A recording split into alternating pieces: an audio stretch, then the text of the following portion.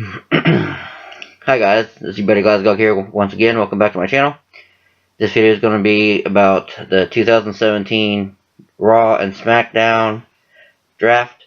It's this Monday and Tuesday. It's a two-parter. Raw will start it, SmackDown will finish it. And I've decided to give you my list of who I think should probably use a switch up between the brands and some of the stories. I'm going to go through all of them after the completed draft. I'll make another video where I think they can go. Because some of these guys, some of these stories can go with no matter which brand they go on. First up, what I really think they should do is take all the damn women from Raw, move them all to SmackDown. You'll make Monday Night Raw, the regular men's division for Raw, and the cruiserweights. Dedicate that show that. And then on SmackDown, have an entire women's division. You have them all there. And you have the regular men's division for that brand. Doing this would consolidate the women's championships into one title. And you can make it just like the men's. You would have a world champion and a continental champion. And then women's tag teams champions. This now puts them on the same par as the men, which is what they've been wanting to do for years. And by putting them all in one, you could mix them up. You'd have quite a few ways. There's a few problems you still have to work out, but it could be done. I don't think WWE is fucking smart enough to do this. I don't think the creative talents could do this yet. So they're just going to leave it split. Raw and SmackDown. We'll work with it. So, here's what I think some people who need to switch. Alexa Bliss for Charlotte Flair. Both former women's champions, and both are good heels. Went through all the women basically on the roster. Switching up, they'll get some good matches going on there. Emma needs to either go from Raw to SmackDown, or whichever one Zack Ryder, which is her boyfriend, is on, because we're going to use him along with her. So, if he's staying on SmackDown, she needs to go to SmackDown. In exchange for her, we give Raw either Mickie James or Alexa Bliss. Mickie James can have a good run with anyone there as a veteran. Becky Lynch gets you a good face in there, so you're not so full heel heavy. And then if Zack Ryder goes to Raw in exchange for, and Emma stays there, you exchange Emma for Sasha Banks.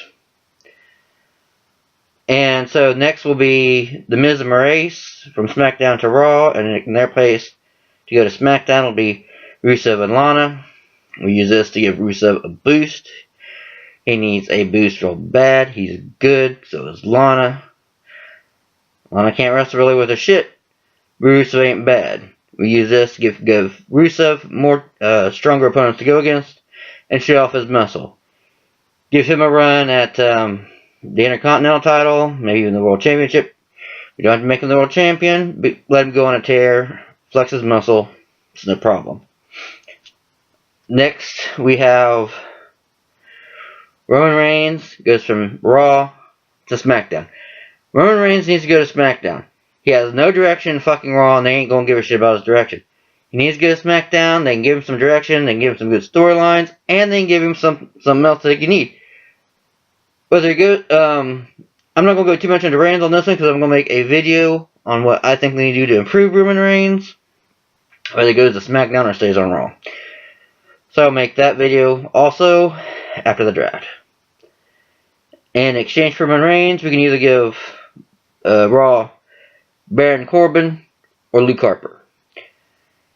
We also need to send to SmackDown. We also need to send Sami Zayn and Seth Rollins. In exchange for them, we give Raw Kane and Bray Wyatt. Kane and Bray Wyatt will be for Finn Balor. For Finn Balor, he'll stay on Raw. For Finn Balor, we will use his storyline similar to the storyline I gave him facing The Undertaker for the final match. Good story. We can use it here in exchange. Where he beats both Kane and Bray Wyatt. I'll do no storyline for that. For This next group is going to depend on where AJ Styles goes. I think AJ Styles should stay on SmackDown. He's a good replacement for John Cena, because Cena's gone for a while. AJ works well in SmackDown. He has the look for SmackDown. If he goes to Raw, I don't think it's going to work for him very well, though I understand that Vince McMahon wants him to go to Raw. So if AJ Styles stays at SmackDown, which I think he should, we switch out the American Alpha for the Gallows and Anderson. And so we give AJ Styles the heel he needs. We get that group back together without Anderson and Gallows and put them back together. If AJ goes to Raw, they stay, and then we'll switch American Alpha with the New Day. American Alpha is there for the Hardys. You need a good team to take on the Hardys at Raw. They really don't have one right now. So, and then for the NXT bring-up, who we're going to bring up, the one that I'm going to really work on right now is Bobby Roode, and he goes to SmackDown. But we'll have a storyline with Roode. Basically, everyone who stays the same. Bayley stays at Raw. The Hardys stay at Raw. Owen stays at Raw, and so does Balor. For SmackDown, you still have Cena and Nikki Bella, AJ Styles, Shinsuke Nakamura, Dean Ambrose, Orton, and maybe Ziggler. You can probably switch out Ziggler for one of the Seth Rollins, for Kane or Bray Wyatt, whichever one. But we're going to keep those guys there for now. So the main reason is because Zayn, Rollins, Ziggler, Styles, Orton, and Ambrose are all on SmackDown for one person and one person only, and that is Nakamura. He has come in the day before the SmackDown before the draft. There's no point to move him to fucking Raw. A lot of people think he's going to go. That's stupid. These guys will all play to Nakamura's strengths. From what I understand, I've seen a couple matches with him, but I've looked into his history and some of the matches he's had. Pretty damn good. A lot of people were interested in seeing a Miz feud with him, and even an AJ Styles feud with him, because AJ Styles and Nakamura have a past. In fact, quite a few of these guys have a past with Nakamura, which a lot of people on SmackDown didn't see because they don't get NXT. I don't get NXT because I don't do the WWE network. So this would be something new for them. It would also basically print you half the storyline for half the year to the whole year for Nakamura. So that's pretty well easy written right there. He'll debut. You do all these matches, get a following. He's broken in, and then in the next draft, if you want to, you can take him to Raw because he's already done these guys. So also in this planning I did was we're going to start doing cross-brand rivalries. And that's something they don't really do with. I mean, I know this is only a year going on for this draft. However, in the past, they really didn't do a lot of cross-brand feuds. You have 4 pay-per-views a year: the Big 4, Royal Rumble, WrestleMania, SummerSlam, and Survivor Series. I think you should promote some cross-brand fighting, something other than elimination-style tag teams. It's boring. So we start initiating some people who cross-brand even on the episodes to start making a cross-brand feud. We've already initiated that. One of the main people who's going to do that is The Miz. The Miz and Maurice. Yes, you guys are probably tired of fucking me hearing about him. However, he's good. Look at all the tag teams he's been in. Works with a lot of good people. Does a lot of great matches. And again, like I said, that loss at WrestleMania was bullshit. However, we got to fix that. Because you invested a lot of time and money in on this story. A lot of deep cutting story on it too. A lot of live events going on in there. And you got to make that pay off. One match does not make it pay off. And hopefully, the WWE is smart enough to figure out that they need to have a rematch once Cena comes back from filming a movie and Nikki Bella comes back from injury. I don't think they're going to give a shit. I would be very fucking surprised. Because by the time that timeline comes around, they're going to think people are going to fucking forget. No. So what we do is we send Miz and Maurice, and the very first Raw they're on, the day after the draft, the very first Raw is Miz comes out, whether Angle's in the middle of the ring or not, comes out and he bitches. He proclaims that the reason he is not on SmackDown and that he was sent to Raw was because of John Cena and Nikki Bella. He goes, he didn't even get the chance to retaliate against Nakamura when he interrupted him on that last SmackDown. And no one interrupts The Miz. So, again, this blaming John Cena and Nikki Bella keeps up that storyline, keeps people vested, and of course, Cena and Nikki Bella can't defend themselves on the shows. So, he also throws a tantrum of, again, like you've seen in Total Divas recently, where he was the Intercontinental Champion and he got picked like 4th or 5th. Brings that up. Something like the fact of, God damn it, I am a good wrestler. I'm a good athlete. I'm a good performer. I should be the one who's getting pushed. Not John Cena. Not Nakamura. Not fucking Roman Reigns. I've worked my ass off here just as much as they have. I deserve title shots. I deserve to be higher up on the tier to get drafted. I want my fucking rematches. And you know what? I don't care what y'all think. I'm going to prove it. And he goes on a tear. He goes on a tear, and he's going to go for the United States Championship. And he's going to make that title mean something good. Because right now it's kind of floundering around. There's no one there really doing anything with it. He's going to do a run for it, take it, and he's going to make it run. He's going to go and make it mean something. He's going to defend it however he needs to defend it. Comes out winning on top. From this point on, The Miz wins the majority of his matches. About 90% of his matches, he wins. Whether it be shenanigans, fair, or cheat. Either way, he wins 90% of his matches. Very rarely loses. So it takes care of him for right now. Then his wife gets on the mic, the exact same thing. She blames Nikki Bella and John Cena for them being moved because they're afraid. In fact, the company was so afraid to lose Nikki Bella and John Cena, they made them come to Raw. She agrees with her husband. And she goes, you know what? I'm going to work better just like my husband. She throws herself into the women's division, works out to perform, and even chases after the women's title. She can even have it for a little bit, but not for very long if she does make it.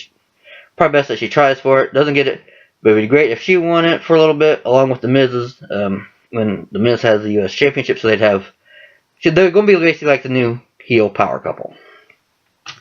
And they'll both have the gold for at the same time for a little bit until Maurice loses it.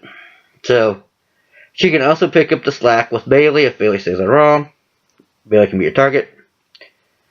And she can take over the part where Emma was going to beat the shit out of her in front of kids. If you looked at my Emma storyline, go check that one out. It's on my channel. Go look at my other wrestling reviews for Emma storyline and you'll understand what I'm talking about. The Miz also, when it comes to cross-branding feuds, Miz leads the way. When it comes close to SummerSlam, pretty much after every match he has, he gets on the mic and calls out John Cena. I want you, John Cena. I want my damn rematch. You ain't gonna hide from me.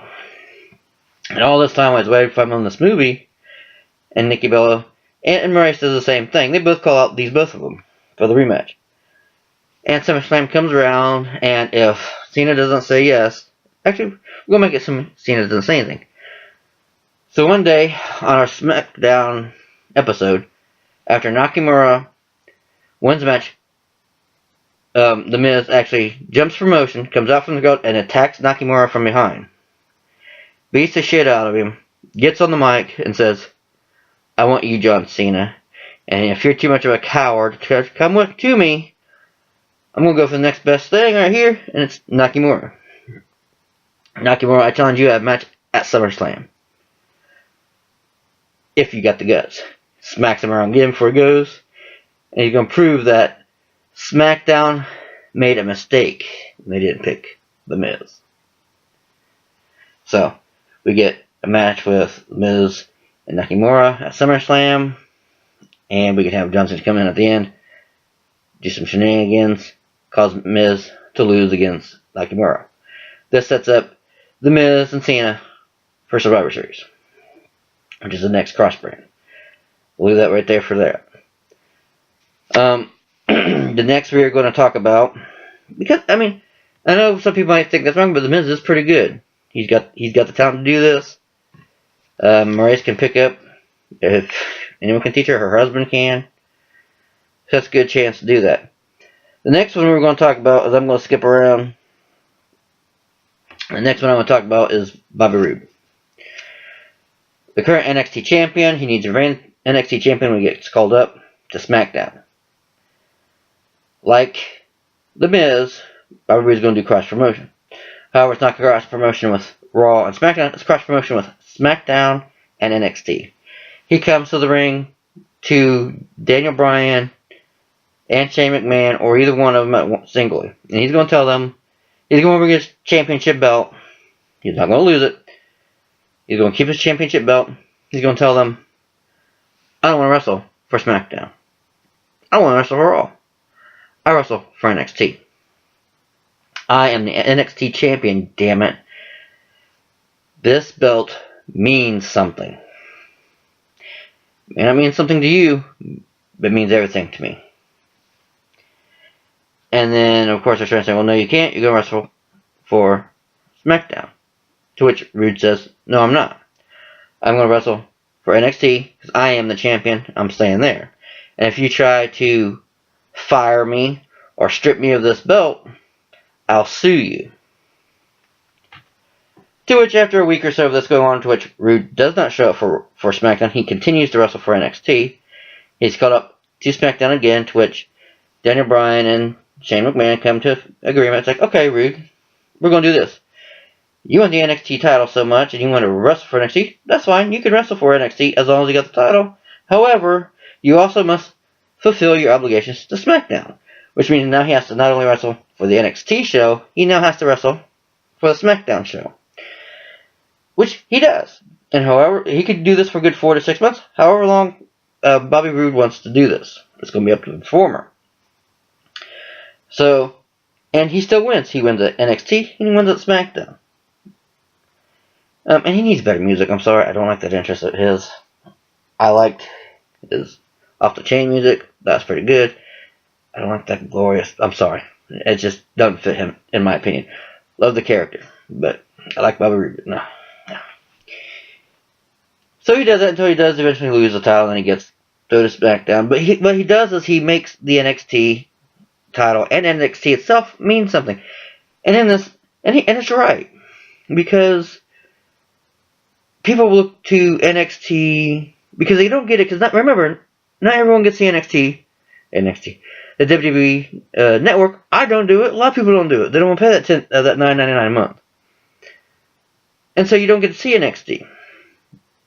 But if you have the NXT champion staying at NXT and wrestling and giving good matches on SmackDown, you might get more people buying up network time just to watch NXT and watching Bobby Roode.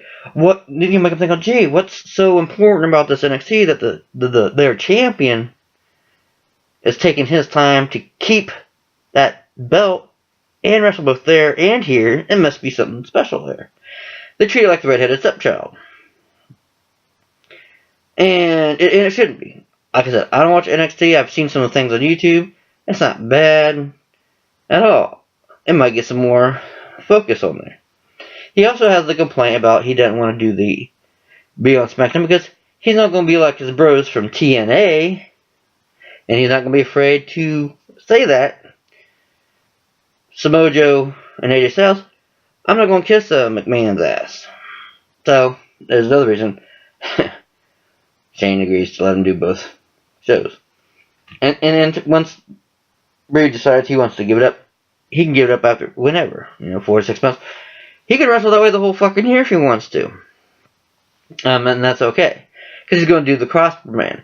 This helps SmackDown out with cross promotion. And it makes Roode look better as long as he got good opponents. And Mitch can work with pretty much about anybody. Especially from the TNA time I've seen him there. He's good. Next up, let's see, I did Bobby Roode. Got some notes here. I'm trying to make sure I keep on them. Next up, I want to talk about, who else did I have on here? Did Bobby Roode. I want to talk about Roman Reigns, which is for another time. Okay, we're going to go ahead and go to Emma. This one's easy. She's going to follow Zack Ryder, whichever she goes, because we're going to involve him. She's going to stay heel. He's going to stay face.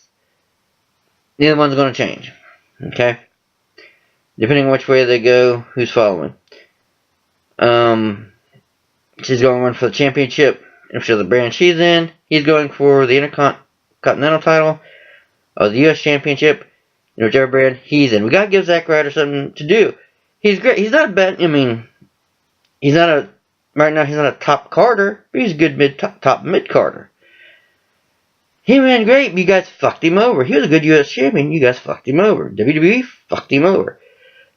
He can run with a good storyline. If you put him in SmackDown with guys I said, he'll run pretty good. You can run him up against Nakamura.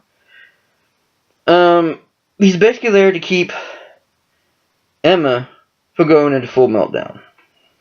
Because she's so... And her story, Emma's so fucking pissed off about this Emelina bullshit. And she's tearing up... She decides to where... If we don't want to stalk her on the Stephanie, if she goes off to SmackDown instead of Raw, and she can't do that with Stephanie, she transfers that to her brother, Shane. Now, we can do the same shenanigans we did with the Emma regular storyline. I did. But she still blames Stephanie. And since she can't get Stephanie, she goes after her brother. And she goes on a tear. She goes after the championship. And the only one who keeps her from going total batshit is Zack Ryder. Because, they're boyfriend and girlfriend in real life. Let's exploit that. So, but he never turns heel. Now, there's times he comes close to the line, but he never turns heel. Every time he'll be there, he might help her get a pinfall to win a match, or help her do something dirty. But then she basically has the pants in the relationship. She's not afraid to slap Zack Ryder and tell her it's about her, and that she's doing it for them. And she'll berate him about saying, how could you let them do that to me? Kind of like an semi-abusive relationship, except instead of the man being the asshole, she's the asshole. So, there's that. So, there's my predictions and who I think should run.